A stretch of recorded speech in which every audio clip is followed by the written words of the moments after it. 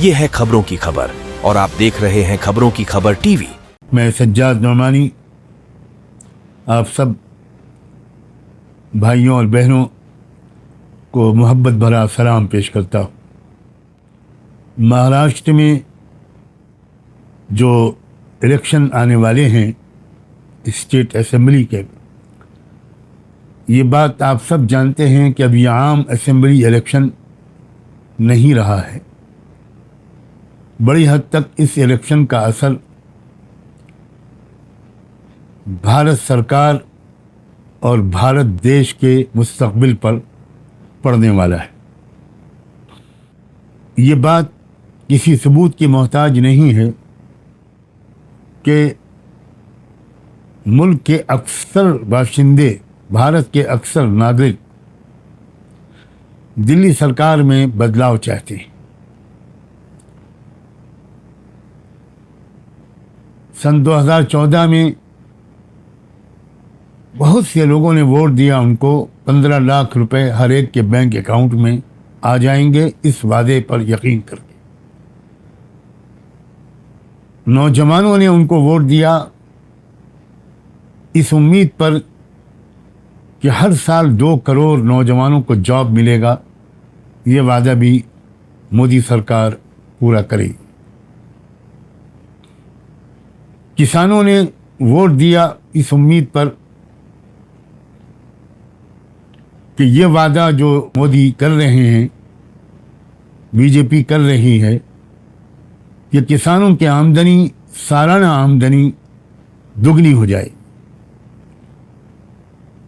ये बहुत मेजर असबाब थे जिनकी वजह से 2014 में बीजेपी को एक मेजॉरिटी सरकार दिल्ली में बनाने का मौका मिला। फिर 2019 में पुलवामा का ड्रामा किया गया और उसका एक असर पूरी कौम की साइकी पर पड़ा। उसका भी फायदा मोदी सरकार को मिला। लेकिन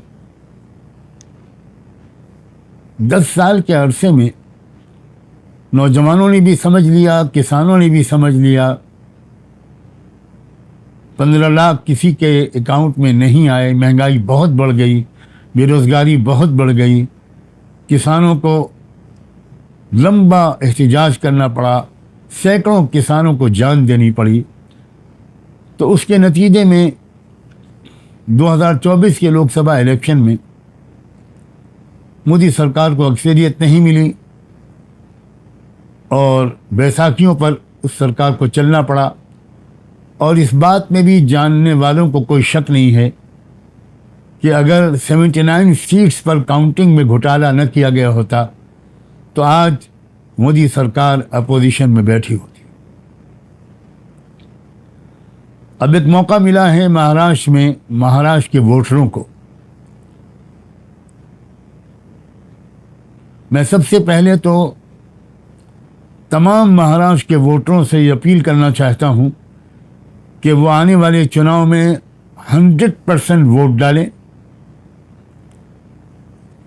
कोई वोट ऐसा न रह जाए, वैलिड वोट जो पड़े ना।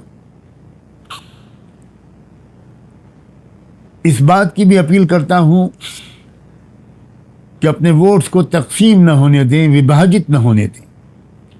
बहुत से कैंडिडेट खड़े किए जा रहे हैं, डमी कैंडिडेट्स हैं। जो लोग उनको खड़ा कर रहे हैं उनका मकसद उनको जिताना नहीं है, बल्कि उनके ज़रिए से वोट काटना है, या मुसलमानों का या दूसरे कमज़ोर तबक़ात का। और मैं इस मौके पर महाविकास अघाड़ी वालों से, जो इंडिया अलायंस के लोग हैं, उनके तीनों धड़ों के रेस्पेक्टेड लीडर से मैं ये बात बहुत ज़ोर देकर कहना चाहता हूँ कि आपको टिकट की तकसीम में इंसाफ करना चाहिए। आपको मैंने एक लिस्ट भेजी है जो अलायंस के महाराष्ट्र में लीडिंग रोल प्ले कर रहे हैं, बुजुर्ग रहनुमा जनाब शरद पवार साहब। मैंने उनको एक लिस्ट भेजी है उन 25 कॉन्स्टिट्यूंसीज़ की जिनमें हमारी रिसर्च टीम ने फैक्ट्स एंड फिगर्स के ज़रिए ये साबित किया है कि इन 25 सीटों पर मुस्लिम कैंडिडेट बड़ी आसानी के साथ महाविकास अघाड़ी को जीत दिला सकते हैं और महाराष्ट्र में एक सेकुलर डेमोक्रेटिक सरकार के बनाने में एक बहुत इम्पॉर्टेंट रोल प्ले कर सकते हैं। मैं पूरी 25 सीट तो इस वक्त पढ़कर नहीं सुनाऊंगा, वो जिम्मेदारों के पास वो लिस्ट पहुंच चुकी है। मिसाल के तौर पर बाइकल्ला की सीट है जहां 41.5% मुसलमान हैं। अकोला वेस्ट की सीट है जहां 41.6% मुसलमान हैं। औरंगाबाद सेंट्रल की सीट है जहां 38.5% मुसलमान हैं।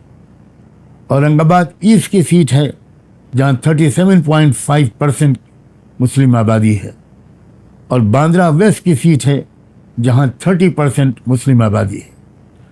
इसके अलावा भी जो 20 सीटें और हैं उन सब पे भी हमारी रिसर्च टीम ने बड़ी मजबूती के साथ ये यकीन दिलाया है कि यहाँ मुस्लिम कैंडिडेट जीत सकता है। मगर मैं ये बात वाज़ेह करना चाहता हूँ महाविकास अघाड़ी के तमाम लीडरों पर कि आपको पूरे इंसाफ के साथ काम लेना चाहिए। मुसलमानों को भी प्रॉपर रिप्रेजेंटेशन देना चाहिए, मराठों को भी देना चाहिए, SC STs को भी देना चाहिए। अगर आप ये गलती करेंगे, क्या टिकट की तकसीम में मुसलमानों को बिल्कुल इग्नोर कर देंगे या बहुत कम मुसलमानों को आप टिकट देंगे, तो मैं आपको वार्न करना चाहता हूं कि इससे आपको नुकसान पहुंच सकता है। मैं उम्मीद करता हूं कि ऐसे हालात ना पैदा हों